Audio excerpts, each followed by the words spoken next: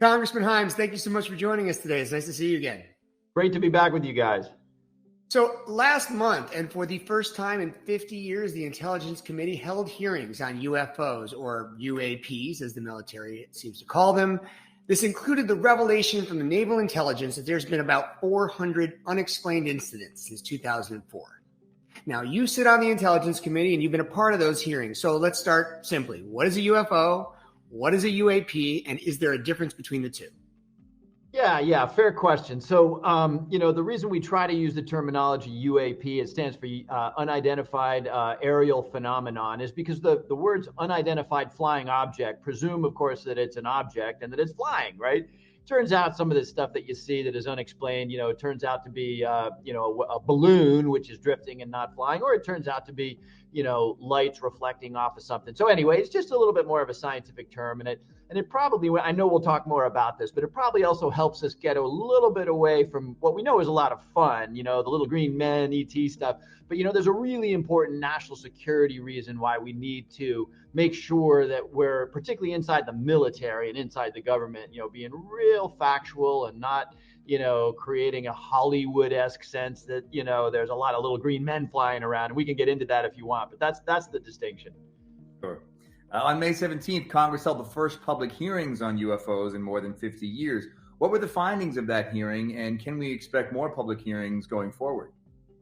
Yeah, I think you can. I mean, part of what we were trying to do in the public hearing is what I was just talking about, and again, all the conspiracy theory and the, Area 51 stuff, I get it. That's a lot of fun. But the reason we want to have a really open conversation about this, and hopefully a good conversation, there's actually a real serious reason underlying it, which is most of these sightings, and the real ones, are trained pilots, often in our military, because when our military operates, of course, you got all kinds of sensors all over the place, and airspace tends to be cleared, that kind of thing.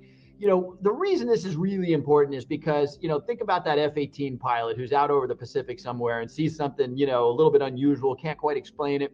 If he's talking about little green men and flying saucers, when he lands on the deck of that aircraft carrier, you can only imagine the kind of crap he's getting from his fellow officers and everything. And the problem is, if that stigma exists, we don't get good information from those guys. And again, it tends to be them that see them. And the reason we need good information, and I hate to say this, but, the probability that there are extraterrestrials, flying around over the Pacific is a lot lower than the possibility that the Chinese or the Russians or somebody out there may be developing technologies that we don't really understand.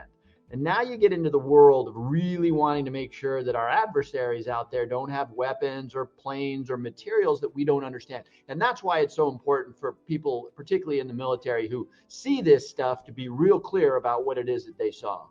Well, along those lines, NASA recently announced plans to study UFOs and then publish those findings in a public report. So as someone who sat through many congressional hearings on the topic, can you give us some insight into what possible discoveries could come out and what they might be able to share from a report like this? Yeah, here's the part where I sort of, make everybody a little bit angry. I've been digging in, and the government has to show me everything as a member of the Intelligence Committee. I'm sad to report that there are no aliens at Roswell. We don't have any definitive proof of extraterrestrial activity. We do have a whole bunch, and it's not 400, but you got a handful of sightings. And when I say sightings, by the way, it's not just sightings, it's signatures on radar. This isn't just Uncle Bill after a couple of bourbons seeing something strange. This is actually real, right? And, so I think what you can expect is the government to really dive into those, handful of incidents that where there's clearly something there and we don't know what it is. And, the Congress will certainly urge the government to be as open and transparent as possible. But, hey, look, if it turns out that the Chinese have some kind of aircraft that we don't really understand, we're probably gonna be a little quiet about what we know about it for all the obvious reasons. In May of this year, the government disclosed that it has at least 400 official military reports of UFOs. What does the government think these UFOs are, and what specific agency or agencies within the government are responsible for tracking these unexplained sightings? Yeah. So an awful lot of this stuff, and people need to remember this, an awful lot of this stuff is just, I'm going to tell you there's two categories of things that's going to turn out to be most of those unexplained incidents. Part of this is, you and I, because we don't spend a lot of time in fighter jets moving along at 800 miles an hour, in a three-dimensional environment, we maximum speed we move at usually is about, 70 miles an hour on the highway. When you're in a three-dimensional environment, moving at, the speed of sound, things look real different, right? And you could have a balloon, just a regular balloon like people go up in at county fairs, reflecting sunlight. And if it's moving one way and you're moving the other, or if it's an airplane, things can look really strange. And a lot of what people see out there is just, an aircraft it's dark, but there's still sunlight at 30,000 feet, and that sunlight hits that aircraft, and it just looks really strange, right? So a lot of this stuff is going to turn out to be just phenomena that look strange because of the speeds involved and the three-dimensionality of it. The second category of stuff that's going to prove to be a lot of this stuff, a lot of these things are explained by weather balloons. These aren't the balloons you see at birthday parties, right? These are big, 30, 40 foot tall balloons that go to 60,000 and higher, 60,000 feet and higher. And, then they crumple and they get bigger and they small and they drift and stuff and they reflect light. A lot of this stuff is going to be, in one of those two categories. How are military and civilian pilots trained to respond to these identified flying objects? Well, the training really is, and again, this gets back to what I was saying about, we really need the military and the guys on the aircraft carrier to take this stuff seriously and to not be afraid that their friends are going to mock them when they get back down on the flight deck, right? So they are trained obviously to observe, and pilots by definition are pretty darn good observers. To observe what they see, to take as many notes as they can, and then to report that stuff to their superior officers. Because again, gathering this information is how we eventually figure out whether there's a technology out there that we don't understand. Again, quite likely originated here on Earth, but that's what they're trained to do. By the way, they are also trained, at least in this country, not to engage. Needless to say, in a Hollywood context, a fighter plane isn't going to engage this unidentified aerial phenomenon.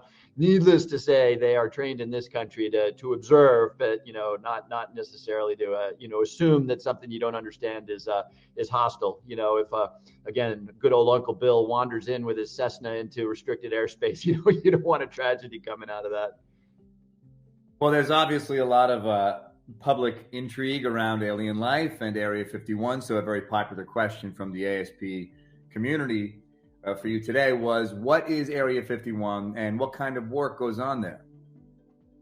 Yeah. I don't know what this is going to do to the conspiracy theorists, but yes, there is an Area 51. It is an area that has for a couple of generations since World War II been used by the Air Force and by other agencies to basically test aircraft, right? And the reason it exists is it's in the middle of nowhere. There are not a lot of people around. And, back in the 1940s, 1950s, 1960s, when we were building new planes and we didn't necessarily want people watching us do it, we'd go out in the middle of nowhere where you had a lot of flat land. So the origin of that site is not unusual. There's a number of sites like this. It's places where the Defense Department tests equipment. And you know what? Hey, it won't surprise people to know that that's not the only secret site, right? We've got, there are certain things that the United States government wants our adversaries not to know about. And, some of these things get developed or tested or that kind of thing in areas like that one, which are highly restricted. You might have, if you watched the hearing, you saw, again, in the effort to try to clear up some of the conspiracy theory, I did ask a very pointed question of the people that were there. I just said, look, are you guys keeping any kind of material, organic or inorganic, that we should know about that you're keeping? And the answer to that was no. And, I know that's a bummer for people, but, here's what I would say just to close that thought out. While I don't think we've had any contact over the years whatsoever with extraterrestrial life, hey, the universe is infinite, right? The universe is infinite. So the probability that there's somebody out there and this is just Jim Heimstock, and the probability is pretty high that there's somebody out there. By the way, whether they take an interest in us or whether they want to come visit us is a totally different question. I mean, we could just really take a left turn here and talk about that for about 20 minutes, but we'll just move on and not to be too skeptical, but traditionally people view the government statements about UFOs with a pretty big degree of skepticism. So what can the government do to reassure us that they're being transparent when it comes to UFOs? Well, again, let me be real clear here. The government will be as transparent as it can. But the real risk here, and the reason the Pentagon and the intelligence agencies really focus on this stuff is not because, we might get little green men running around New Jersey, right? The reason they do that is because if one of our foes has technology that we don't know about it, we want to know about it ASAP. And like I said, that's what they're doing, right? There's not a couple of guys in the Pentagon who are dedicated to finding those little green men in New Jersey. They're really taking this very seriously because, look, there's people out there, none of us are old enough to remember the race for nuclear weapons back in the 40s and 50s, right? But, you read history of that era, and you really didn't want the Nazis developing a nuclear bomb before the United States did. And thank God we did that. But then the Soviets developed a bomb. It's that kind of framework. We just don't need our adversaries developing new and strange technology that we don't know about. So they're going to be deadly serious about that. And you know what? They're going to be a little secret about that, too, because obviously if we know what's going on, we don't necessarily want to advertise that. But if you think back to the sort of little green men argument, first of all, it's not obvious necessarily that an extraterrestrial that has the ability to travel through the light years of space to get here. First of all, not at all obvious to me that they want to come here. But secondly, my guess is if they had the capability to do that, we would not necessarily have the capability to decide whether we wanted to keep their existence secret or not. Now, that's a good point. All right, well, the last question, we've kind of covered the territory, but I figure might as well touch on it one more time before we wrap up. When people think of national security and UFOs, they tend to think of aliens, but it seems like the government's efforts aren't focused on that as much as they are on the threats from this planet. How does the government efforts to track and identify UFOs relate to its mission of keeping the country safe? Yeah, that's kind of the theme we've been talking about here. The dangers we know about are scary enough, right? We all grew up with the threat of, Soviet missile attack on the United States. The threats we know about are scary enough. What gets really scary are those ones that are at the cutting edge of technology. This kind of brings us back in some ways to the sort of Hollywood world. People have a sense of what they are, right? Today we can manipulate the human genome, right, or any genome, right? We can basically make creatures today, right? There are labs where you can kind of make new genetics, right? And that opens up some really, first of all, amazing possibilities, but really scary possibilities too. Autonomous weapons, right? Flying robots that have minds of their own. Guess what? They're kind of here, and so. Because of that, because the kind of frontiers of technology today are in some ways just as scary as they were back when we were thinking about nuclear weapons in the 40s and 50s, we kind of want to be first to that, we kind of want to be first to that technology, because we're a decent country with values. And so, you can expect that the government will continue to be laser focused on these new technologies because we just don't want a bad regime out there using them for ill.